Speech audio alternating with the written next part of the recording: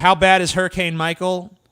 It's bad enough that it's closed down 18 Waffle Houses. Oh, my God, dude. That's how you know it's a disaster Now, for those of scenario. you who are not Southern boys and Southern gals, it should be noted that Waffle House don't close for shit. Rain, sun, tornado, Ain't got no shine, employees, we snow. open. Ain't got no food, we open. Waffle Houses take pride in never fucking closing. Even like if there was a Category 1 storm hitting, they wouldn't close. They'd be open. There would be people in the Waffle House cooking shit for you, and if the power went out, they'd take out a fucking hot plate or get a generator. Oh, dude, and they get or something. slammed during hurricanes. Like, I guarantee you, the Waffle House, when they reopen, will be slammed. Waffle House is a Southern fucking tradition, and one of the things that they pride themselves on is they never close. So if they're closed, you know shit is fucking serious. Yeah, this is a really good metric for how serious this hurricane is. It's actually used.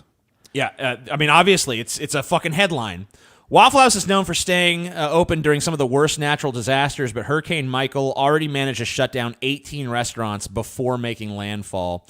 Pat Warner, director of personal relations for Waffle House, told USA Today the closed restaurants were locations in Florida evacuation zones from Panama City to Destin. He doesn't expect them to be closed for too long. We will be there right after the storm to reopen, he said. And that's true. Like during Katrina, I believe it. During Katrina or in the aftermath of Katrina, pretty much the only place you could go was a Waffle House. Yeah, they opened that shit quick. It was amazing. And when you went to the Waffle House, there was a line outside, and you had to wait to get in. And when you got in, there was a limited menu, but they were open. Dude, I'll be honest with you. Of a lot of places in this area, like after Katrina, that could not open. Waffle House was not fucking one of them. Waffle House was instant. Most of the fast food places around here were not open. As soon as the storm passed over, they were back. Like, we back again. Before moving here, I'd never really gone to Waffle Houses ever. My first time was actually in Ohio, but having visited them a bunch of times since I've lived here, I can tell you I can see why they're so popular. There's something warm and inviting and familiar about all of them. Oh, dude, I love Waffle House. And there's something cool about a company that's dedicated to being there even during the toughest of times. So yeah, when you see that company throwing down 18 stores and shuttering them up, you know that Plus, big motherfucker's heading your way. even though they're a Southern chain and they might have had something to lose from it, they were big supporters of the civil rights movement back in the 60s and 70s. Were constantly giving out free food to protesters and stuff like that. They took a political stance, and it wasn't probably the popular one for the area. No, definitely not. So you got to give it's a ballsy company, and I have respect for Waffle House. I really do. And I really like the food. Yeah, I mean, I'm going to Waffle shit. House today. Fuck it. Yeah, man. Fuck Let's yeah. go.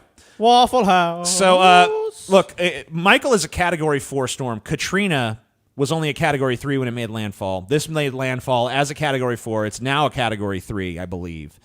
It is fucking up. You have no idea how devastating that kind of storm is unless you've been through it. Like, when Katrina rolled through, I was telling Paul this earlier, so many of the places that me and you went, Scotty, the Mexican restaurant we used to eat all the time. These places are in Bay St. Louis. Yeah, he's just talking about Mississippi. Decimated, gone. Well, Bay St. Louis and Killen, Mississippi, they're right next to each other. That's basically where the eye of Katrina made landfall. The Cuban restaurant we used to go to? Yeah, the storm surge in that area, I think, was like 14 feet. Right. Basically, anything below the interstate, which is Interstate 10, was destroyed. Just gone. Just decimated, wiped off the fucking face of the map. There was a seafood restaurant we used to go to that was right on the coast. There wasn't a trace of it left. Trapani's, yeah, there was no trace of it.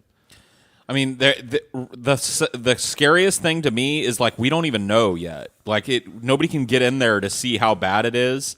The little drips and drabs of reports that people are releasing are talking about, like, there are places where the storm surge is up to the roofs and above on one-story structures. We had people that we knew when we were living in Mississippi during Katrina that were they had to be saved off of their roof because they were on their roofs trying to survive. So it's going to be fucking crazy. And anybody who stayed there, you're a fucking idiot. If you're in the path of that storm and you're anywhere near that coast and you stayed, obviously you're probably not watching this right now. You're probably dead. Yeah, you are fucking stupid. If you're not, you're in a bad way. If you live through this, it's a slap in Darwin's fucking face. Yeah, you got to get out when something like this happens. I mean, and let's not forget the fact that shit like this is happening more and more often now.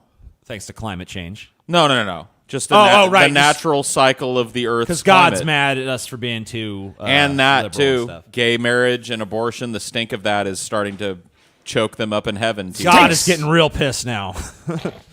Yeah, crazy shit. Honestly, all joking aside, if a storm like this is ever heading your way, get the fuck out of there. It's not worth it.